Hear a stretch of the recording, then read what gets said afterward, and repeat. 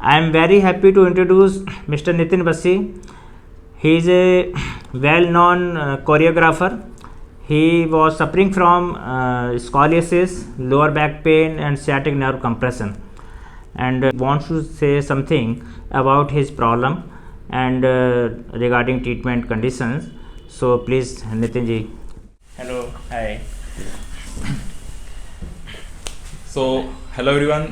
तो बस ये मैं बताना चाहता था कि मैं यहाँ पे मैं इधर पे पहुँचा था किसी के थ्रू मतलब मैं पहले तो बहुत टाइम से सफ़र कर रहा था। जो फर्स्ट मेरे को प्रॉब्लम ये वाली आई थी ना, वो आई थी अराउंड 2015 में।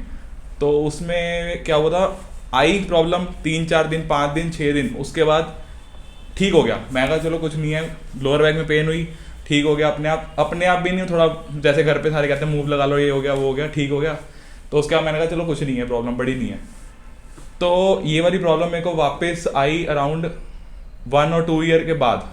बट जो सेकंड टाइम आई ना, वो उसने मेरे को ऑलमोस्ट 1.5 ईयर बेड रिडन रखा।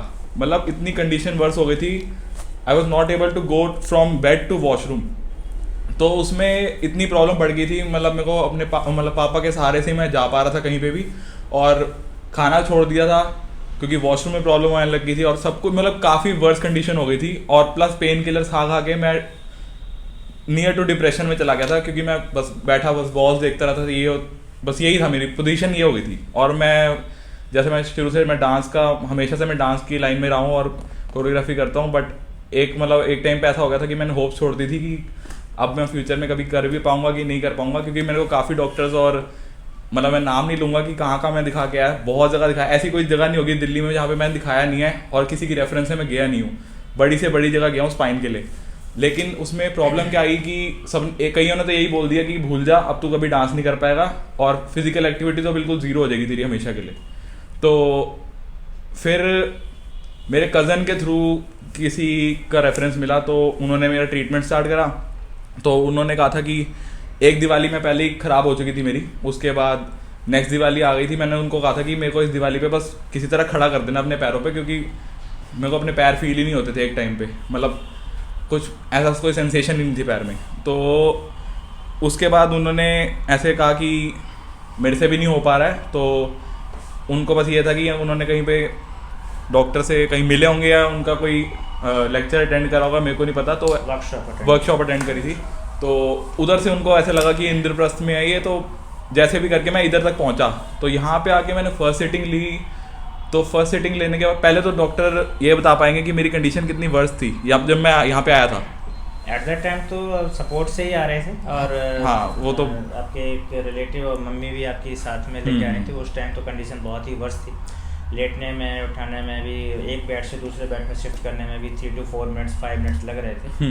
तो वो सिचुएशन तो एट दैट टाइम तो बहुत वर्स कंडीशन थी, और उसमें भी पेन की सीवियरिटी और मोबिलिटी और उसकी जो फंक्शनल मूवमेंट्स कई सारे जो अफेक्टेड थे, और काफ़ी हाई। और उसमें एक ये प्रॉब्लम हो गई थी मेरे को, मैं एक साइड को टिल्ट हो गया था, मतलब मैं सीधा खड़ा ही नहीं हो पाता था। कुछ भी पहना है या कुछ भी, ऐसा लगता था कि मैं एक साइड को चला गया हूँ, झुक गया हूँ। पोस्चरल स्टिफनेस एंड स्कॉलिसिस, उसको मेडिकली स्कॉलिसिस बोलते हैं। तो पूरी टेढ़ी हो गई थी। हाँ, उससे मैं एक साइड को पूरा झुक गया था। कोई भी मूवमेंट करना बहुत मुश्किल हो गया था मेरे से।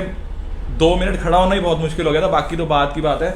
बैठना मुश्किल हो गया था, क्योंकि मैं लगातार ऐसे बैठ नहीं सकता था, जैसे नॉर्मली बैठ ही नहीं सकता था मैं। और अगर बैठ के मैं खड़ा हो गया, बाई चांस ड्राइविंग करके खड़ा हो गया, तो मेरे को ऑलमोस्ट हाफ एन आवर लग जाएगा नॉर्मल पोजीशन में आने में, कि वो सेंसेशन और करंट हट जाए पूरी बॉडी से। तो फिर यहाँ पे जो मेरी फर्स्ट सेटिंग हुई है, इवन लेट के भी वो एक के ऊपर एक लेग रखना भी वो बहुत मुश्किल। मतलब मैं अपनी पोजीशन सोते हुए मेरे को इतनी पोजीशन चेंज करने की आदत है कि मतलब जैसे मैं करवट लेता रहता हूँ, लेकिन वहाँ पे मेरा सब कुछ जीरो हो गया था। सबने मेरे को कहा था सिर्फ सीधा ही लेटना है, और सीधा लेट के जहाँ पे मैं लेटा था वो बेड का हिस्सा ही वो ऐसा हो गया था कि जब उन्होंने मेरी शेप ले ली थी कि एक ही जगह लेटा हूँ। तो जब यहाँ पे मैंने फर्स्ट सिटिंग ली है, उसके बाद ऐसा था कि मैं घर पे जाके मैंने पहली बार मम्मा को बोला था कि आज मैं खुद चल के मैं वॉशरूम तक गया था। सबसे बड़ी बात, वो 1.5 साल बाद वो सबसे बड़ा रिलीफ का पॉइंट था मेरे लिए कि मैं खुद उठ के वॉशरूम तक चला गया, खुद, किसी के सहारे से नहीं। तो फिर एक तो फर्स्ट सिटिंग से ही ऐसा अगर इम्प्रूवमेंट आता तो भरोसा तो हो जाता कि हाँ, मैं मैनिपुलेशन मैजिक। तो वो करने के बाद मेरे को ऐसा भरोसा सा हो गया कि हाँ, मैं अब शायद सही रास्ते पे, क्योंकि मेरे को सबसे बड़ा मेन जो मेरे को प्रॉब्लम लग रही थी ना वो मेरे को थी कि मेरे को सर्जरी नहीं करानी थी, क्योंकि मेरे को एक बड़े हॉस्पिटल ने कह दिया था कि आप अब सर्जरी ही आपके पास ऑप्शन है, क्योंकि इसमें प्लेट्स जलती हैं, तो नहीं क्या स्क्रू, हाँ, तो उन्होंने ये सब बोल दिया था कि सर्जरी ही आपके पास ऑप्शन है, और सर्जरी के बाद आप आज सर्जरी कराओ, कल आप घूमो फिरो जैसे मर्जी। तो ये तो मेरे को थोड़ा डाइसी सा लग रहा था। मैंने कहा ये ऐसे हो ही नहीं सकता, सर्जरी होते ही कह रहे हैं कि घूमने फिरने चले जाओ। तो फिर यहाँ पे आके मेरे को ये पता चल गया था कि मैं यहाँ ठीक हो जाऊँ, क्योंकि मैं खड़ा हो गया हूँ। तो फिर उसके बाद मैं धीरे धीरे फेजेस में, एक्चुअली मेरी लेग्स में जान नहीं बची थी, तो इसलिए मेरे को टाइम ज़्यादा लगा और मेरी पोजीशन थोड़ी ज़्यादा ही ख़राब हो गई थी। एट्रोफी हो गया था और सीवियर हाँ। कंप्रेशन की वजह से मसल पावर ऑलमोस्ट काफ़ी लॉस हो चुकी थी, और दैट्स वाई वो at the weight bearing position में नहीं आ पा रहे थे। तो ये एक बहुत बड़ी सीवियर कंडीशंस को काउंट होती है इसमें। और उसमें फिर जब यहाँ पे स्टार्ट करा तो फिर मैंने डॉक्टर से पूछा था कि मैं कब खुद मतलब अपना डांस कंटिन्यू कर पाऊँ, क्योंकि मेरे को सबसे मेन टारगेट तो यही था कि मैं डांस फिर से स्टार्ट कर पाऊँ, और प्लस घूमता फिरता रहता हूँ। मतलब कि ये है कि मेरे को एक जगह टिकने की आदत नहीं, कभी कहीं। तो उसमें मैंने पूछा था डॉक्टर से, इन्होंने कहा था कि न्यू ईयर पे, इन्होंने आई गेस न्यू ईयर का ही बोला था, न्यू ईयर पे कह रहे थे कि मैं तेरे को खड़ा कर दूंगा, खड़ा भी कर दूंगा और डांस भी कर सकेगा तू। तो फिर मैं मतलब वो तो हुआ ही प्रॉमिस पूरा। उसके बाद भी मतलब उसके ऐसा नहीं कि मेरा जब मैं डांस करने लग गया तो खत्म हो गई थी मेरी ट्रीटमेंट, वो प्रॉपर मसल बिल्डिंग भी हुई है उसके बाद। तो वो पार्क में मैं उल्टा लटकता था जाके, वो बैटमैन वाली एक्सरसाइज कराते थे डॉक्टर। तो वो कहते थे जब वो वाला फेज आ जाएगा ना तो उसमें तू पूरा ठीक हो जाएगा ऑलमोस्ट, यही था ना मेरे ख्याल से। एग्जैक्टली। तो वो वाला फेज भी आया था मेरा, वो उसमें काफी फर्क पड़ गया था मेरे को। फिर मैं ऑलमोस्ट 6 मंथ चला था मेरा, या 6 मंथ्स के आसपास हो गया था, क्योंकि बट ऑल्टरनेट डेज पे होता था। लास्ट में जाके धीरे धीरे करके ट्रीटमेंट ओवर गया। वैसे तो कंटिन्यूस ट्रीटमेंट तो 4 मंथ्स के आसपास था, लेकिन बाद में जाके जब ट्रीटमेंट छोड़ते तो धीरे धीरे उसको ऑल्टरनेट किया, फिर उसका वीक में 2 डेज, फिर लास्ट में जाके उसको ओवर किया। ऑलमोस्ट 6 मंथ्स का टाइम पीरियड रहा, लेकिन प्रॉब्लम ऑलमोस्ट उस टाइम ही ख़त्म हुई। लेकिन अब मुझे जो ये वर्ड सुन के मुझे जो अंदर से फीलिंग है, जो खुशी है, और यही मेरी सबसे बड़ी मतलब फीस है। यही ट्रीटमेंट में जो हम फील लेते हैं वही मेरे लिए सबसे बड़ी बात है। और प्लस एक चीज़ मैं और कहना चाहूँगा, मैं जब यहाँ पे आया था मैं पेशेंट बन के आया था, लेकिन मैं जब यहाँ से गया हूँ मैं फ्रेंड बन के गया हूँ डॉक्टर का। तो मैं यहाँ पे मिलने आता रहता हूँ। ये तो मतलब मैं वीडियो के थ्रू बता रहा हूँ, लेकिन मैं यहाँ पे वैसे भी मिलने आता रहता हूँ। अब इंटरनल जो है वो एक अलग से अफेक्शन क्रिएट हुआ है, और वो एक अच्छी बात है। हम कहते हैं हमेशा ऐसे ही बस खुश रहो और दूसरों को भी मतलब खुशी रखो। वही है, यही हमारी एक वो है मेन वही है इसका। तो बाकी इसका मेन मोटिव ये है वीडियो बनाने का कि ना, जैसे मैं जब बेड पे लेटा हुआ था तो मैं भी यूट्यूब पे सर्च करता रहता था, कोई ऐसी जगह मिल जाए जहाँ से फुल प्रूफ हो जाए कि हाँ मैं ठीक हो जाऊँगा। तो अगर आपको भी ऐसी कोई प्रॉब्लम है, मेरे को नहीं पता ये वाली वीडियो देख के कितने बंदों के पास पहुंचनी है, कौन कौन देखेगा इसको, लेकिन अगर कोई वो एक बंदा भी यहाँ पे आ गया कि जिसको सही में ये वाली प्रॉब्लम हो रही है, वो भी बेड पे लेटा इस टाइम कोई सर्च मार रहा है, तो वो एक बार ज़रूर कंसल्ट कर ले, अपनी प्रॉब्लम दिखा दो। फिर उसके बाद जो भी अगर उनका जैसे भी प्रोसीजर होगा आगे वो तो डॉक्टर बता पाएंगे। लेकिन अगर मैं ठीक हुआ हूँ इतनी गंदी कंडीशन से, तो आप तो हो ही जाओगे अगर ऐसी आपकी कंडीशन है। वीडियो बनाने का एक जो मोटो है वो सक्सेसफुल हो जाएगा।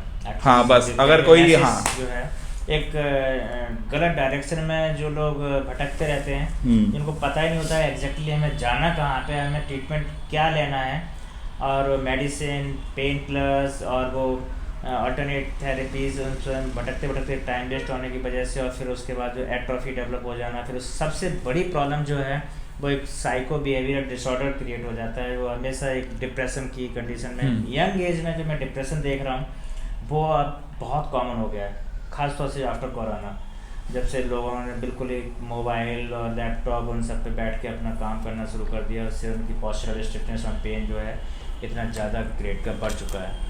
तो सबसे इम्पोर्टेंट बात यही है कि जो भी देखे वो उसको ये पता होना चाहिए एग्जैक्टली हमें राइट वे क्या है, हमें क्या लेना है, ट्रीटमेंट क्या है। तो अवेयरनेस के लिए जो हमारा एक मोटो है वो सक्सेसफुल होना चाहिए।